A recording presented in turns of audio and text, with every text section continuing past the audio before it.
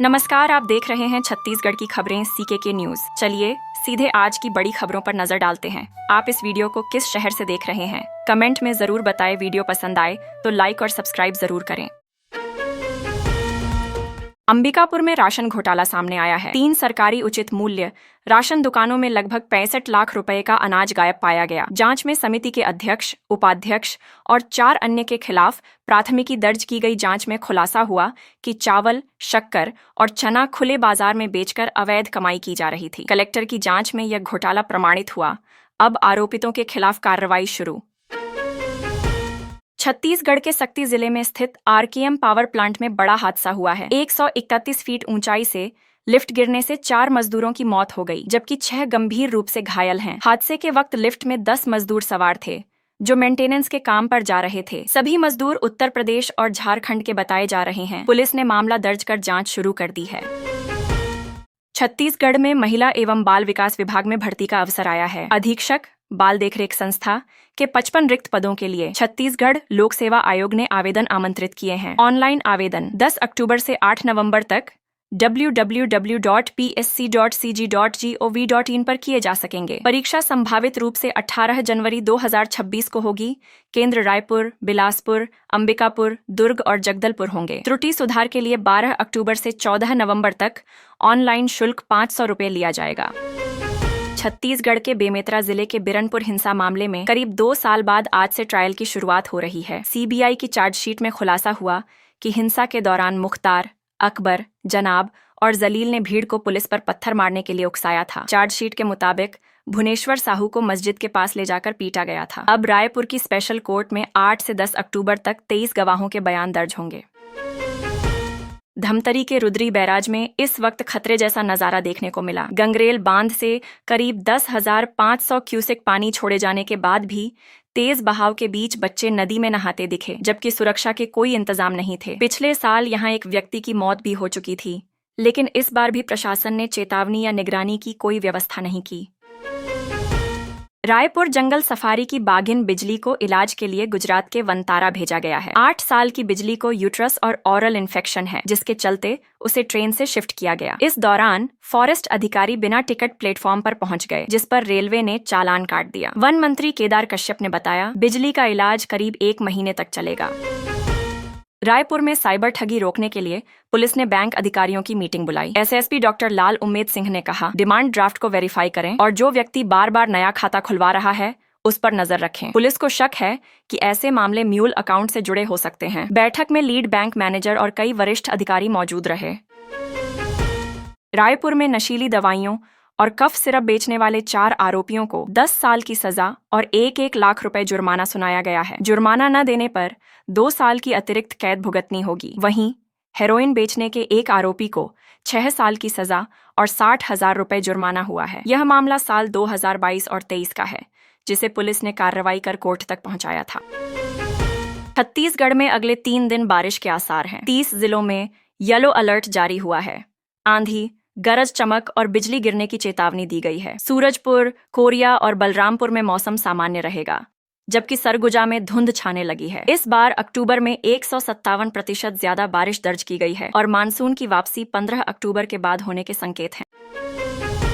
छत्तीसगढ़ में बीजेपी कार्यकर्ताओं ने मंत्रियों से अफसरों और शिक्षकों की शिकायतें की हैं। कुशाभाऊ ठाकरे परिसर में चल रहे जन सहयोग केंद्र में अब तक 300 से ज्यादा शिकायतें दर्ज हुई हैं। मंत्री केदार कश्यप आज कार्यकर्ताओं की समस्याएं सुनेंगे। कार्यकर्ताओं का कहना है, शिकायतें दर्ज ही नहीं, जल्द कार्रवाई भी होनी चाहिए।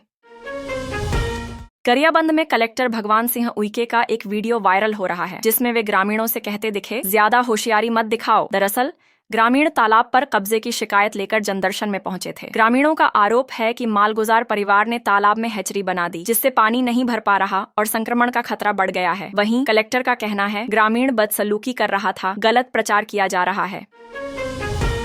नर्मदा परिक्रमा का अनोखा संकल्प लेकर निकले हैं धर्मराज पुरी महाराज, जो हाथों के बल उल्टे चलकर करीब 3,500 किलोमीटर की यात्रा कर रहे हैं। अभी वे छत्तीसगढ़ के गौरेला पेंड्रा मरवाही इलाके में पहुंचे हैं। यह परिक्रमा लगभग 4 साल में पूरी होगी। महाराज हर दिन 2 से 3 किलोमीटर की दूरी तय कर रहे हैं। आस्था और समर्पण की यह यात्रा सच में अद्भुत है।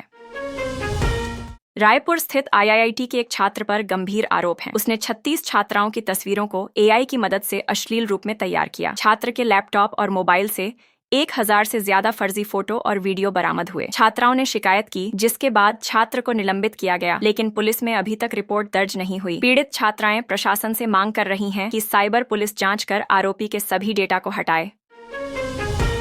जांजगीर छापा के शिवरी नारायण में बॉम्बे मार्केट में भीषण आग लग गई। बॉम्बे शू हाउस से शुरू हुई आग ने 3 बड़ी दुकानें और 2 ठेले पूरी तरह जला दिए। Chitra electronics, Calcutta hosiery, Bombay sari sale, Lalu Paan Thela और साइकिल ठेला भी आग की चपेट में आए। आग पर काबू पाने के लिए 7 अग्निशमन दलों ने कई घंटे प्रयास किए। मौके पर पुलिस और फायर ब्रिगेड की टीम मौजूद रही, लेकिन लाख कोशिशों के बावजूद काफी नुकसान हुआ।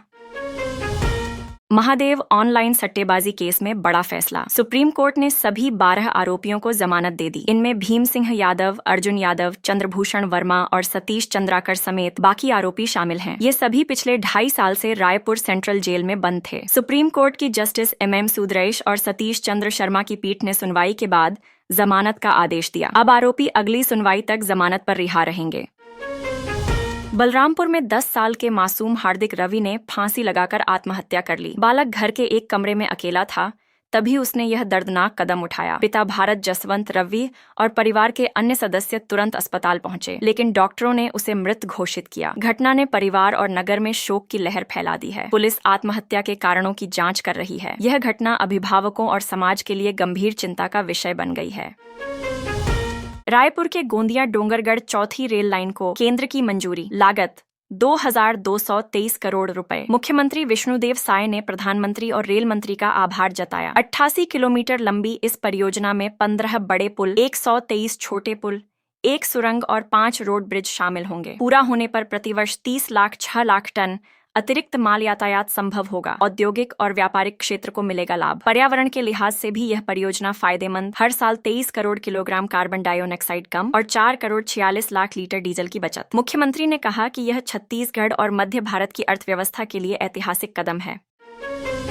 बलरामपुर में सड़क हादसे में घायल 34 वर्षीय गुड्डू कोरवा की समय पर एम्बुलेंस नहीं मिलने से मौत हो गई। युवक पहाड़ी कोरवा जन राष्ट्रपति का दत्तक पुत्र माना जाता था। स्वजन और कांग्रेस जनों ने मेडिकल कॉलेज अस्पताल परिसर में शव रखकर प्रदर्शन किया। स्वजन का आरोप, प्रोटोकॉल ड्यूटी में लगी एम्बुलेंस के कारण 24 घंटे इंतजार करना पड़ा। निजी वाहन से शव वापस लाना पड़ा। पूर्व उप मुख्यमंत्री ने कहा कि यह अस्पताल और सरकारी स्वास्थ्य तंत्र की गंभीर लापरवाही का उदाहरण है। अंबिकापुर प्रशासन ने जांच और उचित मुआवजा देने का आश्वासन दिया। अस्पताल ने कहा कि एम्बुलेंस जैसे ही प्रोटोकॉल से मुक्त हुई, मरीज को रायपुर भेजा गया।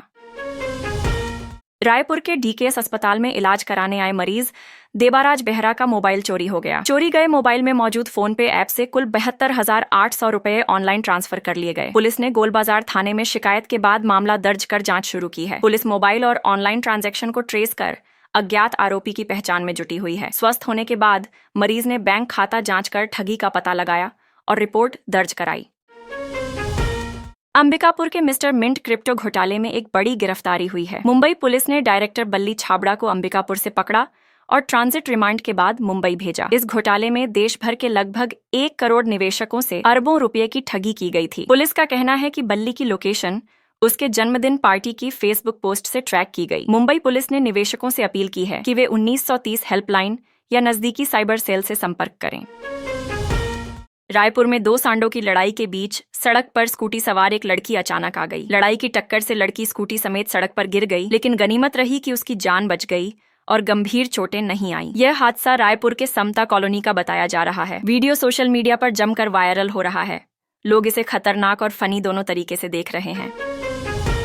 नई दिल्ली में छत्तीसगढ़ के CM विष्णुदेव साय ने रक्षा मंत्री राजनाथ सिंह से मुलाकात की। बैठक में बिलासपुर एयरपोर्ट के विस्तार, राज्य में सेना भर्ती रैलियों और नौसैनिक पोतों के नामकरण पर चर्चा हुई। CM ने रक्षा मंत्री से प्रदेश में सेना भर्ती रैलियों आयोजित करने और नौसैनिक जहाजों के नाम छत्तीसगढ़ की नदियों और क्षेत्रों के नाम पर रखने का अनुरोध किया। इसके अलावा उन्होंने राज्य में रक्षा व इलेक्ट्रॉनिक्स उद्योग को बढ़ावा देने और निजी निवेश के अवसर बढ़ाने की योजना भी साझा की।